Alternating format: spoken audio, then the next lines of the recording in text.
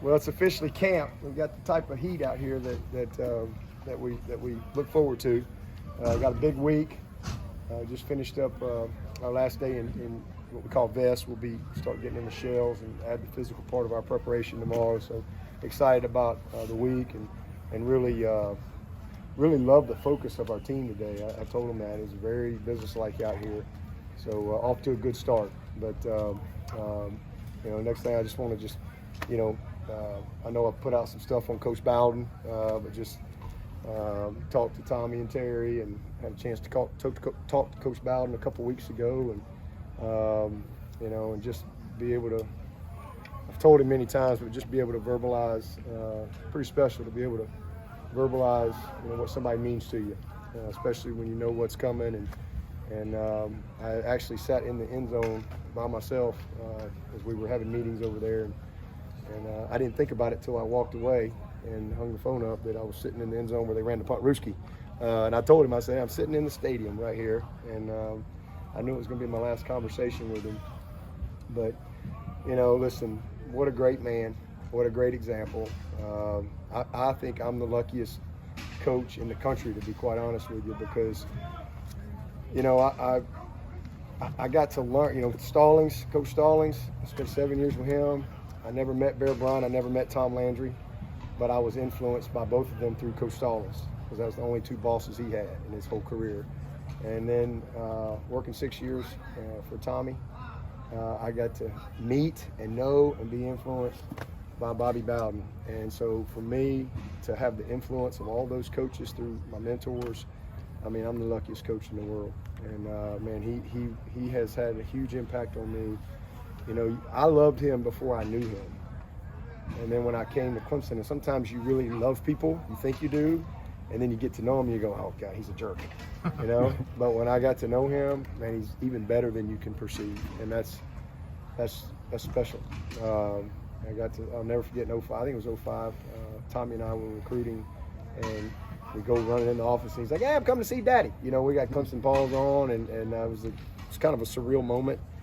And we just bust right in, and walk into Coach Bowden's office. I'm like this is happening. And so we're sitting there, and he's like, yeah, Dabo. And he's like, yeah, boy, sit down. And we're sitting down. He was watching West Virginia tape.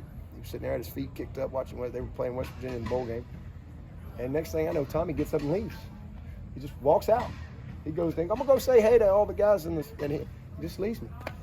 So it's just me and Bobby Bowden, and we just had this really cool conversation, and so just and then I'd get to be the interim, and one of the first calls I got that night as an interim coach was from Bobby Bowden, and he was just saying, hey, I just want you to know all the Bowdens are behind you.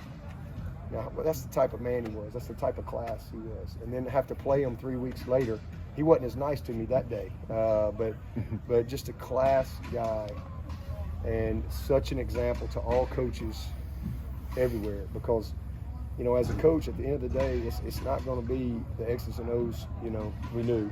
It's always going to be about the hearts and souls we grew. And nobody did that better than Bobby Bowden. I think his purpose in life was very clear, and that was to know him and make him known. That was it.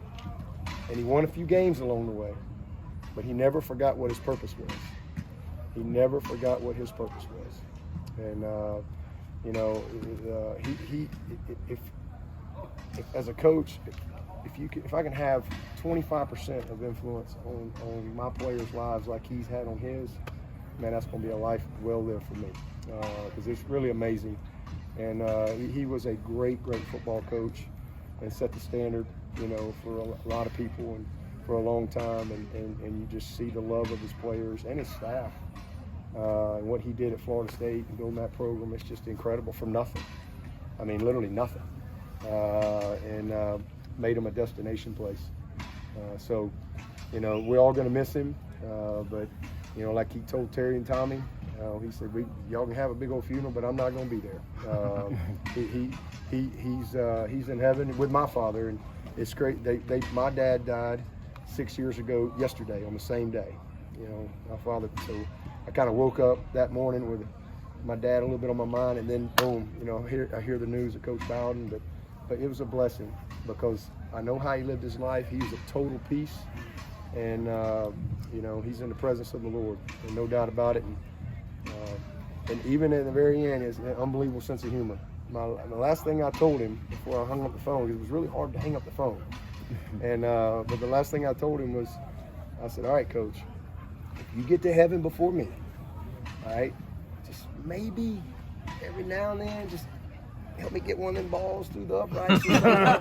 And he goes, boy, you don't want my help. I had a tendency to be wide. And I just died laughing. And that's classic Bobby Bowden. And just forever grateful for the opportunity to spend time with him. He came and did our chapel in 19. We spent about an hour in my office together.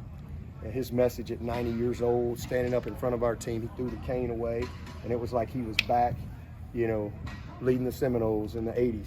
The energy that he had in that moment and speaking to our team, it was a very powerful moment.